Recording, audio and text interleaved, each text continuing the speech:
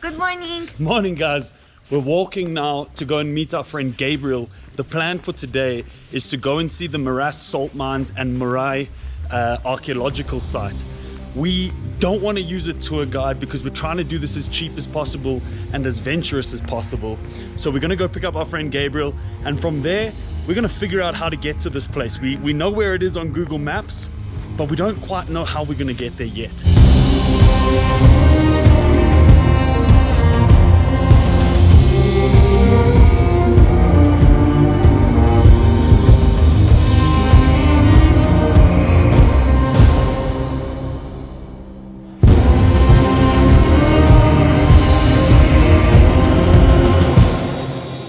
Just got to Gabriels Hostel. It's super cute actually. Yeah. And we got some free coffee.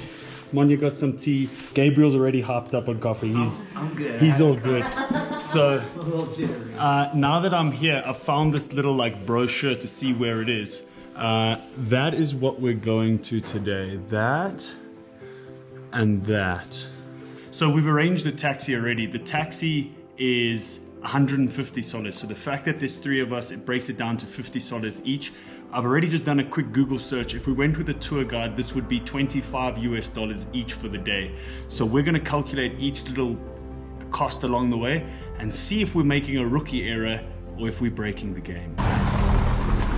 Guys, that's the thing here. These cars, the roads are so narrow. I got hit by a car the other day, seriously, in my arm, and the person just drove off. I mean, I shouldn't be laughing. Yeah, that's the Monya laughed at me too. But the fact that you're not injured. Yeah, I guess. So we've just chatted with the taxi driver now, and he's told us that he's gonna wait there for us and drive us back afterwards. And on the way back, he's gonna take us to a few little towns that have really beautiful tapestry and some really good art apparently. And he's offered to take us to other archaeological sites. So we pretty much have our own private tour today. And the price that I gave you previously for a tour to the Maras salt mines was $25 US per person. That's for a group tour. That's where you sit on a bus and you kind of walk around with a group of people.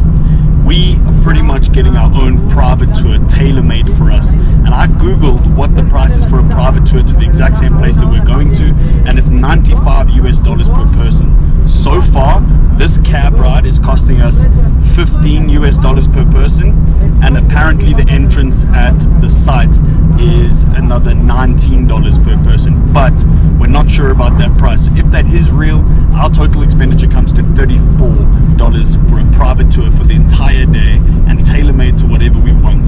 So $34 US is a hell of a lot cheaper than 95.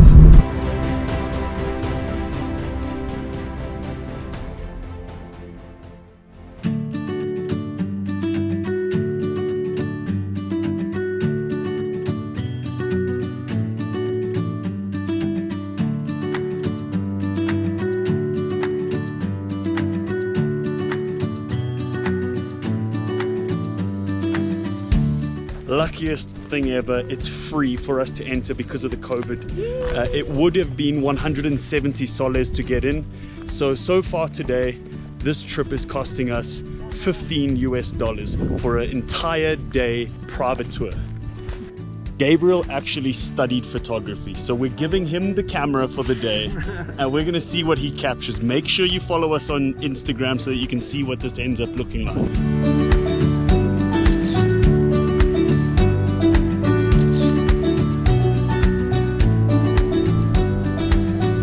Shit! I've come all this way and now I can't bring my car in. Oh, it's a drone! It's drone. No. Okay, so this is weed. or fire. Kind of both. I think it's, yeah, you can't burn weed yet. Yeah, exactly. You can't burn anything, especially weed.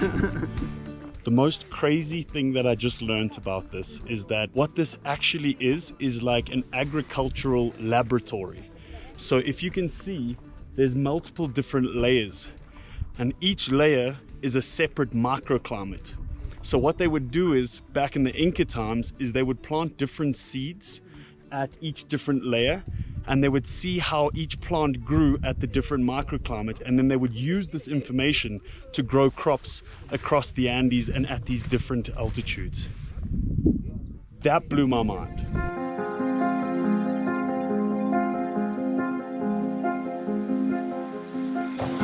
Another interesting fact about Peru is that Peru is home to about 90 different microclimates.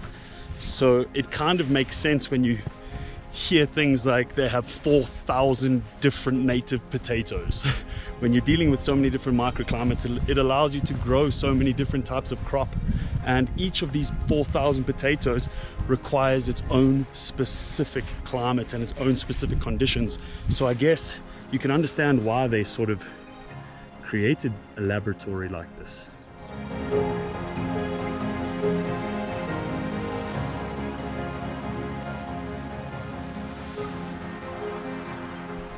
How does all this make you feel?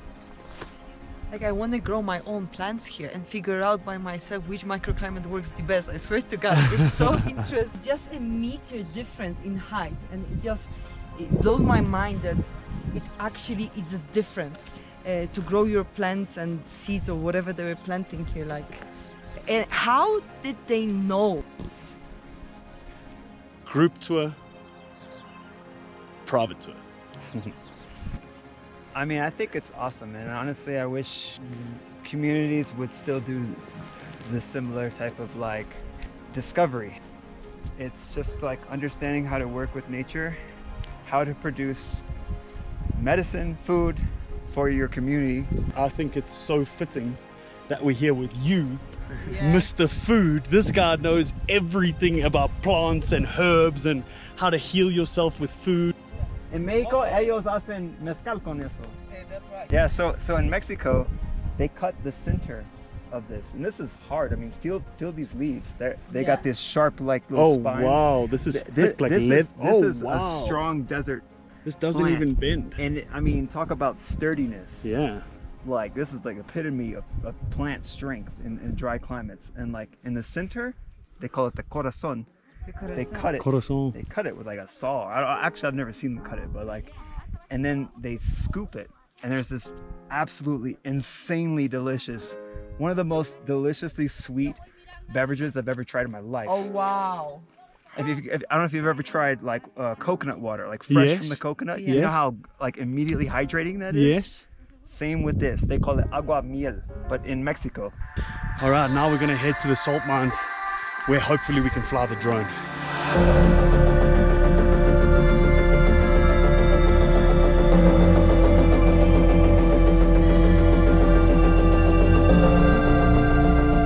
So the salt mines are actually privately owned. So these are not free. Only all the archaeological sites and the things that are run by the government are on a special right now and free for all tourists.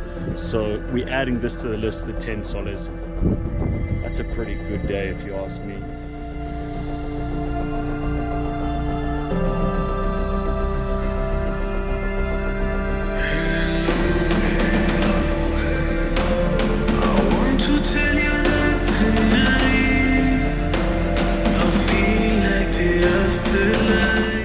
Fun fact about these is that all of this mineral water comes from an underground spring, and it just naturally occurs here. So each of these little pools that you see here are actually owned by particular families. But I just think it's unreal as to how the hell these people knew that this mineral water would dry up into one of the healthiest salts if they just built these little terraces and allowed the water to evaporate and leave the minerals behind.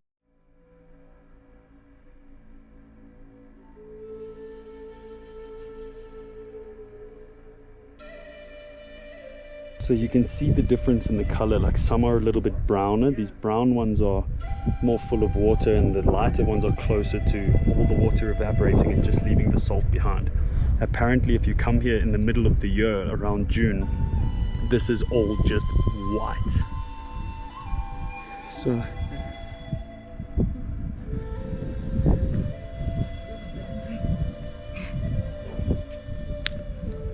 now that's some good salt.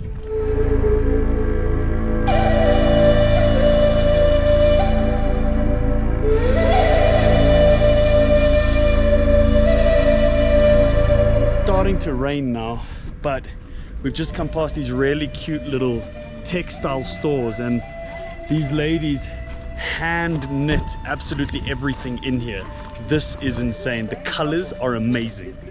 So you'll notice all of these colors absolutely everywhere, and the clothing that the local people wear. The reason why they wear such colorful clothing is to represent or to replicate the flowers in the land. And I think that's so beautiful. Like, look how cool that is. Now, this is really strange because it feels like they've like made a shrine for these guinea pigs, but you know that they actually eat these. So this is like a living grave.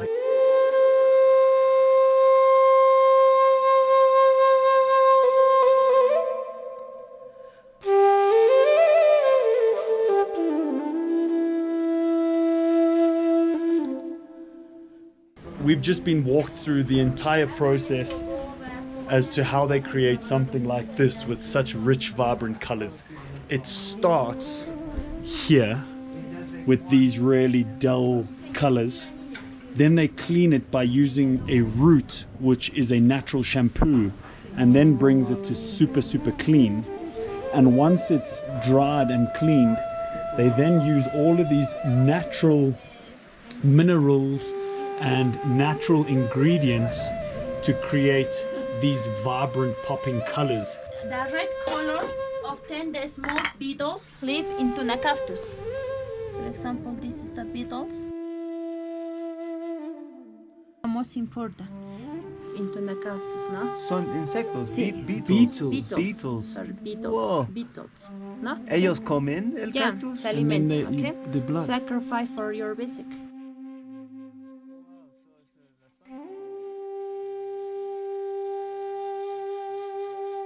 Beetle cactus. Yeah, the name they is use this for cochinilla. cochinilla. Cochinilla. The lemon juice Wow. change the color, orange color. For example, using the volcanic rock. This, you see that change the color. The other change using this, no? The name is colpa, the other minerals. Wow. Water, the white color. This is the cochinilla's color. That's This is the salt from salineras. oh, okay. Okay. The salt, for example, using And it goes lighter. color. You look different red. Once the wool is bright, they bring it over here and they organize it, and then they put it on the actual sewing machine and they individually knit each pattern and each color. And I think it's incredible when you see something like this with such intricate design and such powerful colors, that this was all done with hands. Like, that was a really cool explanation. If you enjoyed this video, if you want to see more, please subscribe, hit the like button. We really need all the subscribers and all the likes that we can get. And we'll see you on our next video where we hike Asangati.